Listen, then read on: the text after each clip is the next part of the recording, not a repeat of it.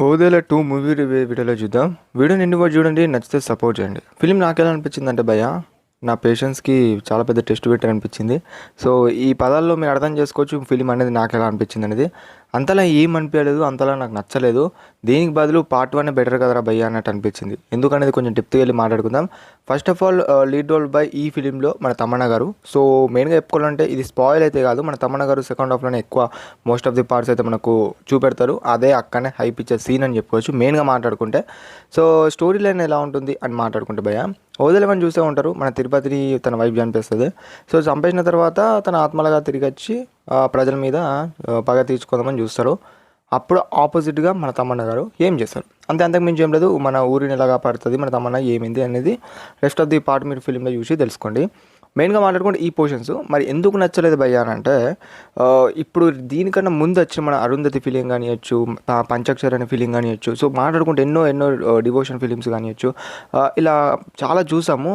So అవన్నీ కలిపి కొట్టినట్టున్నది భయ ఫిలిం మాట్లాడుకుంటే, అట్లా అనిపించి ఏమైనా నచ్చిన పోర్షన్స్ ఉన్నాయంటే మన తమన్నా గారి ఎంట్రీ కానివ్వచ్చు, పర్ఫార్మెన్స్ కానివ్వచ్చు, అలా ఉంది. వీళ్ళిద్దరూ వార్ చేసుకోవడం ఏమో ఇట్లా జరుగుతాయి కొన్ని సీన్స్. సో మధ్యలో చాలామంది బలైపోతారు. సో అసలు ఎందుకు పెట్టారో కూడా అర్థం కాదు.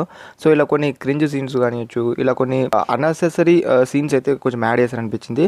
అండ్ కొన్ని సీన్స్ ఇది ట్రిపుల్ సార్లు కూడా చూపెట్టిన సీన్స్ కూడా ఉన్నాయి భయ. అలా చెప్పుకుంటూ కొన్ని మూవీ గురించి సినిమాటోగ్రఫీ అంతలా నాకు ఏం అనిపించలేదు. సో అది మాత్రం మాట్లాడుకుంటే మూవీలో మెయిన్గా చెప్పాలంటే స్టార్టింగ్ పోర్షన్లో 20 minutes ఆర్ 25 minutes అలా బాగా అనిపించింది. కొంచెం ఇంట్రెస్టింగ్తో వెళ్తుంది కాబట్టి ఆ స్టోరీ అనేది అనుకున్నాను.